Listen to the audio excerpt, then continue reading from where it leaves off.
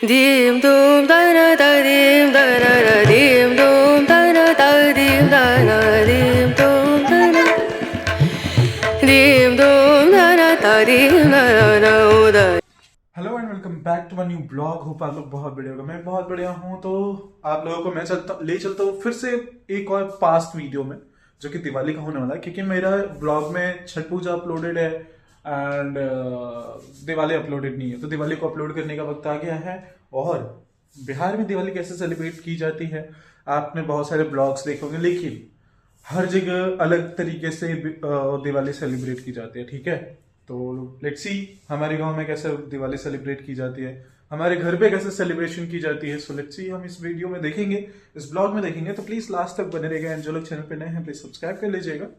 और दूसरी चीज, सबसे पहला दिया आप लोगों ने कहाँ जलाया और किस भगवान के स्थान पे जलाया, या फिर भगवान के स्थान पे जलाया फिर अपने घर में जलाया, कमेंट जरूर कीजिएगा। ठीक है, मिलते हैं आखिर में। तो जैसा कि आप लोग देख पा रहे हैं, अभी हो चला है शाम का वक्त और हम चलते हैं दिया जलाने के लिए भगवान के मंदिर में सबसे पहले। और जो भी हमारे नज़दीक में सबसे पहले जो मंदिर आता है वो भगवान शंकर का आता है, तो वहाँ पर चलते हैं और दिया जलाते हैं। और उसके बाद से जो भी प्रोसेस होता है आपके साथ शेयर कर। तो दिवाली के दिन में हम सबसे पहले क्या करते हैं कि जो भी हमारे देवी देवता होते हैं उनके स्थान पे सबसे पहला दिया हम उनके स्थान पे जलाते हैं। एंड उसके बाद से घर बाकी भी जगहों पे हम दीप का सजाते हैं, मतलब जो भी दिया होता है उससे डेकोरेट करते हैं घर को। लेकिन सबसे पहला जो दिया होता है वो हमारे देवी देवता जो भी तो उनके स्थान पे पहले जलाया जाता है। तो भगवान शंकर के स्थान पे दिया रखने के बाद से हम आ जाते हैं ब्रह्म स्थान पे। वहाँ पे दीपावली की पहली दीप रखते हैं। उसके बाद से हम चलते यहीं पे कुछ जो हमारे मेरे से दूर हैं, मतलब जो भी देवी देवता का स्थान मेरे से दूर है, उनका नाम लेकर के मैं यहीं पे जो दिया होता है वो जला दूंगा, ताकि उनको भी ये जो दिया है उनके नाम का उनको मिल जाए। तो यहाँ पे मैंने सब देवी देवताओं के नाम लेकर के जो भी ज्योति जला दिया, मतलब जो दिया था वो जला दिया।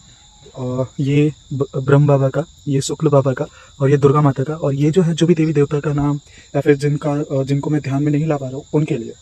तो यहाँ पे जलाने के बाद से हम चलते हैं घर पे। वहाँ पे भी कुछ घर को सजावट करनी है दिया जला करके। अभी तो देख सकते हो ये पूरा गांव का सीन जो है, ये अभी शाम हो चुका है और फटाफट हमें चलना पड़ेगा। एंड अभी मेरे पास जो है 3 दिया बच चुका है, मतलब बच गया है, तो इनको मैं घर जा कर के ही सजाऊंगा। तो अभी चलते हैं फटाफट इसी रास्ते जिस रास्ते हम आए थे। और कुहासा देख सकते हो आप लोग, कुहासा भी काफ़ी ज़्यादा है। और गाँव का है कि गाँव में टाइमली ठंडी और सब चीज़ टाइम से हो जाता है।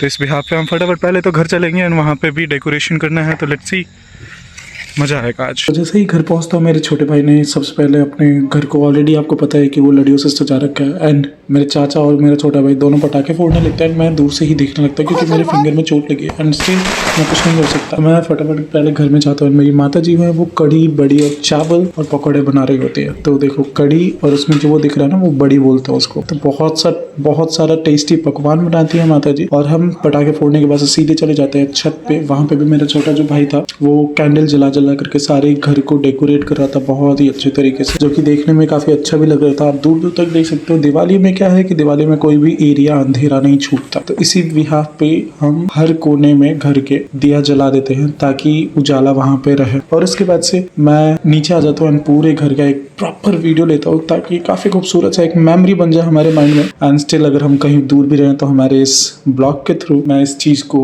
एज अ मेमोरी रिकॉल कर पाऊँ, सो दैट मैं इस मेमोरी को कैप्चर कर लेता हूँ। एंड देन मैं फिर वापस से छत पे जाता हूँ और वहाँ पे मेरा छोटा भाई और छोटी सिस्टर्स सब लोग आ जाते हैं छत पे। एंड वहाँ पे हम कैंडल जलाने लगते हैं। उसके बाद से हम पूरी फैमिली मिल करके फुलझड़ी जलाते हैं। और मेरा जो छोटा भाई है वो थोड़ा सा फनी डांस करने लगता है, उसको देख करके अच्छा सा फील होता है, मतलब एक अलग ही वाइब आता है। एंड सारे लोग फुलझड़ी जलाने के बाद से हम चले जाते हैं लक्ष्मी पूजन करने, जो कि ऐसे गाइस की दिवाली में लक्ष्मी पूजन होता है। बट मेरा सवाल एक ही चीज है, एक सवाल का जवाब आप लोग जरूर बताना कि हम लोग मान के चलो कि दिवाली क्यों मनाते हैं। भगवान राम 14 वर्ष बाद अयोध्या वापस आए थे, इस बिहार पे हम दिवाली मनाते हैं। लेकिन उसी रात हम लक्ष्मी पूजन क्यों करते हैं, इसका लॉजिक आप बताना प्लीज। अगर आपको पता हो तो प्लीज बताना कि हम उस रात, दिवाली की रात में लक्ष्मी पूजन क्यों करते हैं। हालांकि तो हम दिवाली मनाते हैं भगवान राम जब अयोध्या वापस आए थे 14 वर्ष बाद, लेकिन हम लक्ष्मी पूजन क्यों करते हैं उस रात। तो अगर इसका जवाब पता हो तो प्लीज कॉमेंट में बताना। बाकी का यहाँ पे है कि एक रीति होता है जो कि